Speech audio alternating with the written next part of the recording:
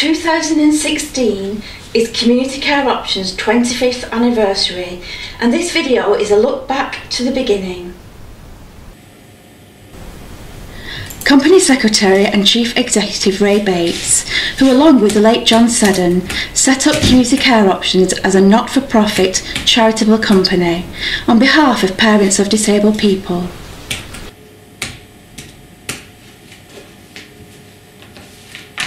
Can you tell me a little bit about Community Care Options? Community Care Options became a charitable company on September 3rd, 1991. But the origins of the charity started with a parent-led pressure group called Bolton Handicapped Action Group, which was set up in 1986 with the help of local MP Peter Thurnham. This was after he'd been approached by a small number of concerned elderly parents about the care in the community in Bolton. The group had many members who would meet regularly at the Jubilee Centre.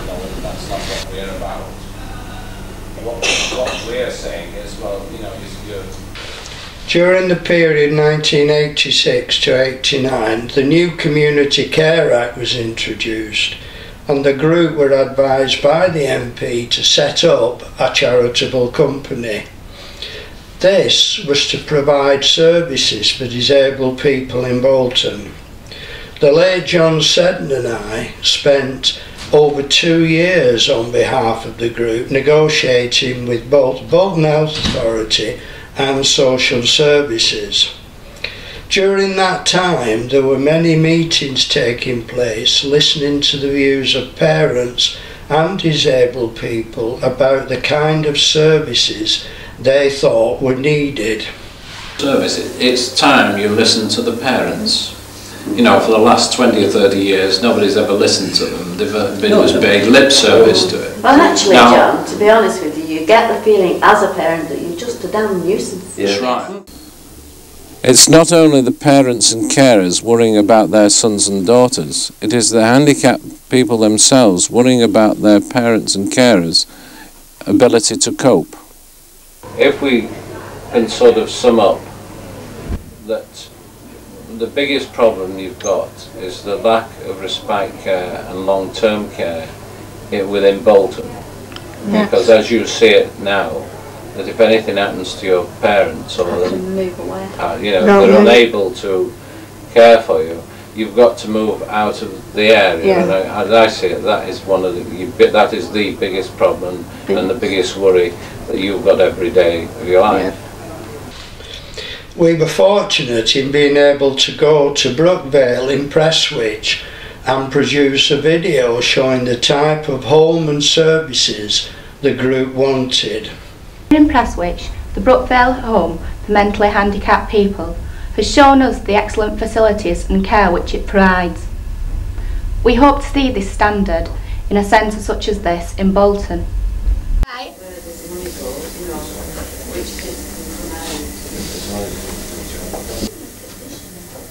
Oh, that looks nice. I gotta say. Look in the mirror. Doesn't that look nice? Yeah. This one. This one. That's alright. That one you got on? Oh, that one. I gotta say. You can't see! Is that better? Better. As we step through this door, it's like walking into Wonderland.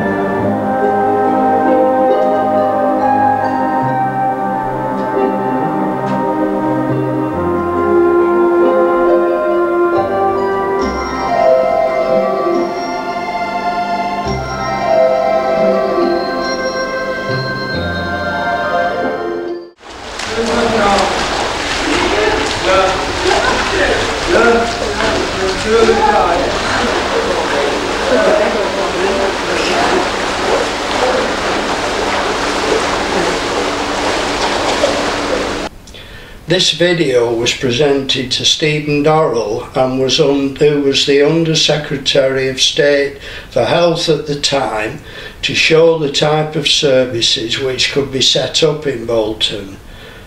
There were many ups and downs, but eventually a service was developed with the help of a lot of people, including our solicitor David Porter, who was a tremendous help on the legal side. At the official launch of Community Care Options on November 29, 1991, John and I were approached by the chairman of Bolton Health Authority, Tom Taylor, and Councillor Betty Hamer, who was Chair of Social Services.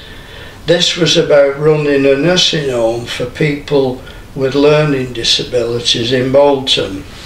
An agreement was signed by John Seddon, who was the Chairman of Trustee Board, and myself on behalf of the group. Some of the members of Bolton Handicap Action Group became trustees of Community Care Options. I also was a trustee until taking up the post of Chief Executive. The building, formerly known as Moss Nook, was acquired by the Health Authority from Bolton Council for this nursing home, and a full refurbishment was underway.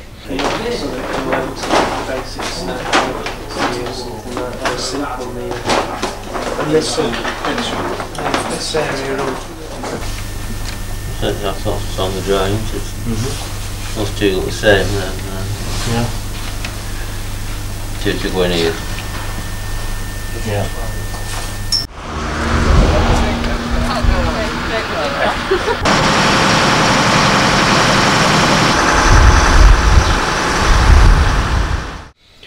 On completion of the work, I was handed the keys to the home, and the name was changed to Grosvenor House, with the first residents arriving in January 1994. After seeing the light sensory room at Brookvale, which had a great therapeutic value, a small light sensory room was installed in Grosvenor House. The official opening was on March 28, 1995, which was one of the coldest days, and the opening was in a marquee, would you believe? Reverse it. I'll reverse it. Right.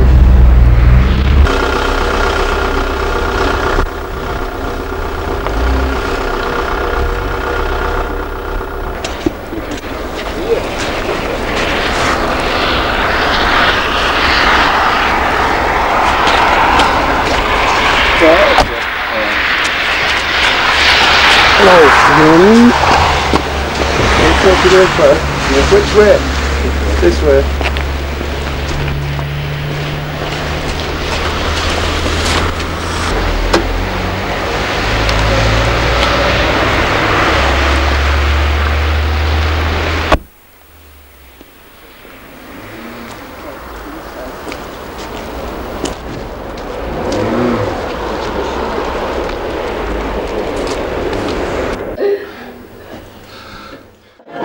Stay to the bar.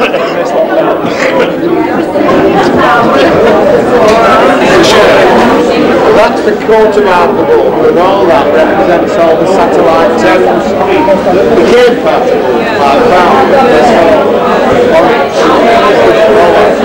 that actually represents Yard. It's valued at, I'll tell you, it's valued at £65,000. But it's much more, in my opinion, it's historic value rather than that. And it's been going since 1838.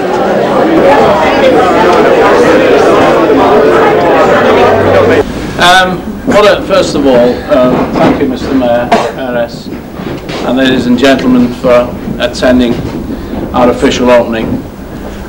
This morning, when I looked out of the window at 7 o'clock, I just felt like getting back in bed again and forgetting all about it. But and I expected, quite honestly, about 5 people here, and I'm delighted with the number of people that have been able to make it. It's about 3 years ago now when this gentleman here and I, the gentleman with the video camera, and I walked in this building, and we had a torch. There was no lights on it, no lights in the building. The ceilings were falling down, and Ray said to me, you know, what do you think?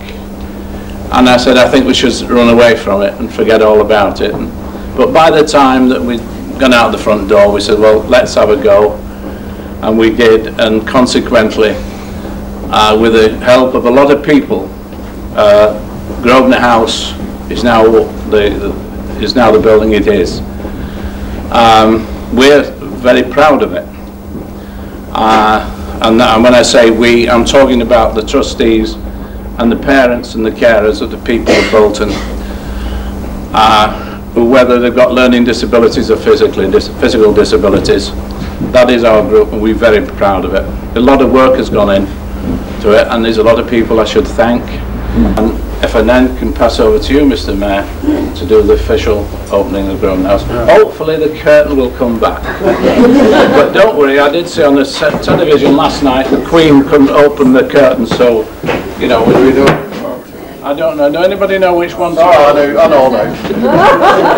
Could I just perhaps say one or two words? I won't keep you long. Just to say, Mayor and I are very pleased to be here today to open this. John suggested that I come along and open a few weeks ago, and I said I'll be very, very pleased.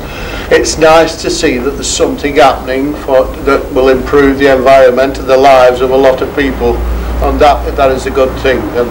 And maybe the weather. I mean, usually in my experience, when something starts off like with a sort of a bad day or something like that, bad weather or what have you, it generally finishes up a very good thing. So I hope this bodes well for Grosvenor House. Thank you very much. And it does give me a very, very great pleasure to open this.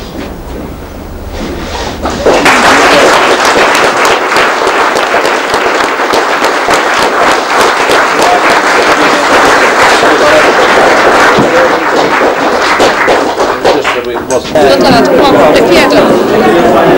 Turn that way. That way, to the lady. To the lady, stop being silly.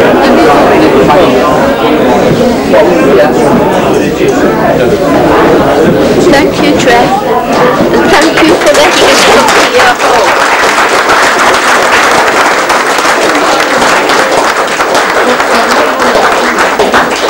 And it might, you know, the tour of the building, we're going into one flat. Obviously, these are people's homes, and we respect them. So we're doing it, how many people? Are they just having one tour? Philip, where are they? Oh, you're there, Phil. Can you organise to take people around? All right. If you follow Philip and Rick, and they will give you the tour. Then come back here and ask them to. John, if people want to meet in reception, and they want to meet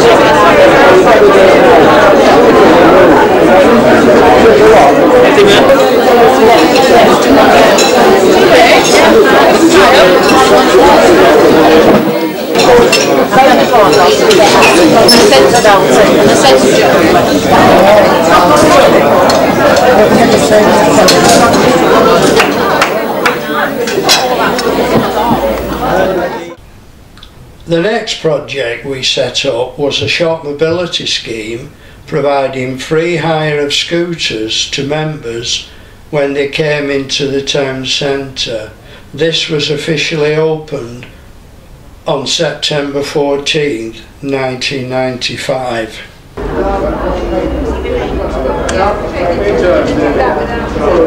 I said in church. I'm not insulting you. Don't insult me often enough.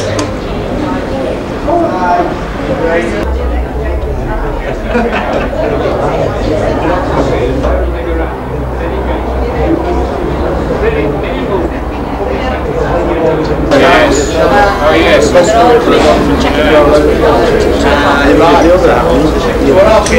And how long would the battery last? No, it's a friendly face. Pleased to meet you. Hello, Albert. How are you? Yeah. I'm sure.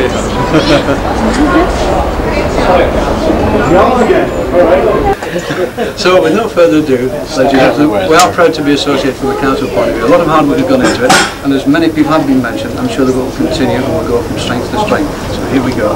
Congratulations.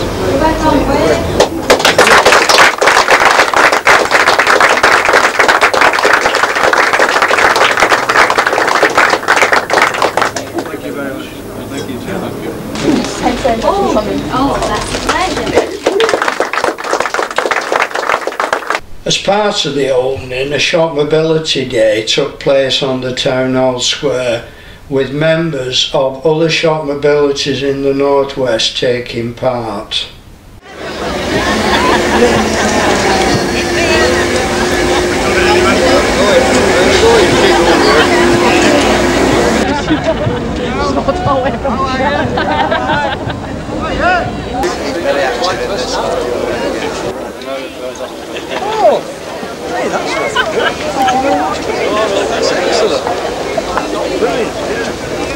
When are you going to join us in the Premier Division?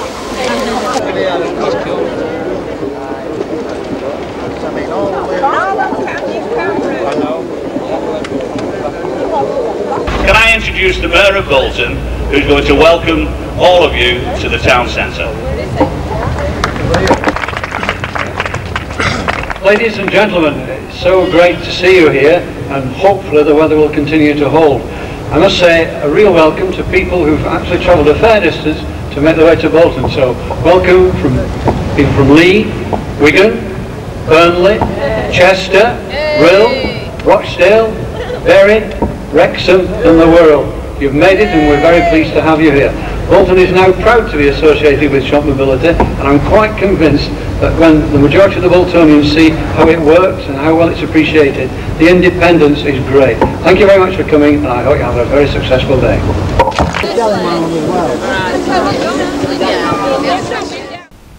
Eventually, Grosvenor House was transferred to social services and was changed from a nursing home to a residential home.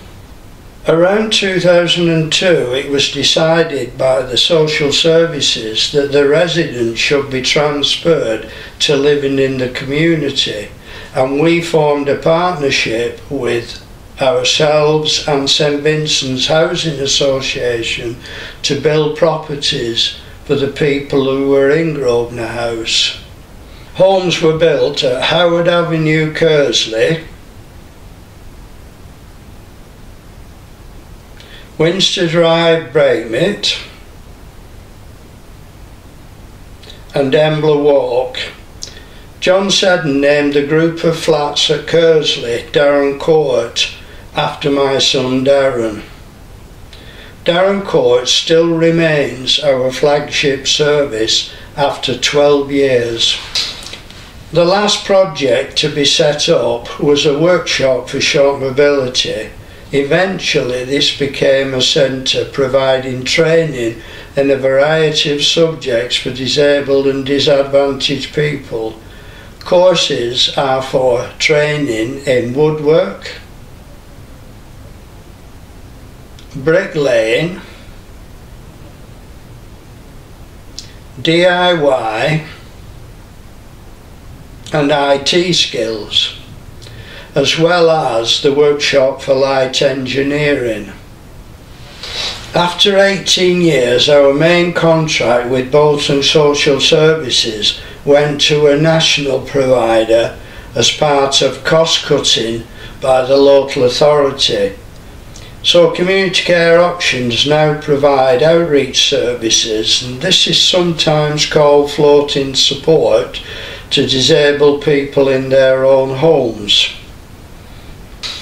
I hope this video has given an insight into the history of Community Care Options, and the trustees and staff will continue to develop new projects and services in the future.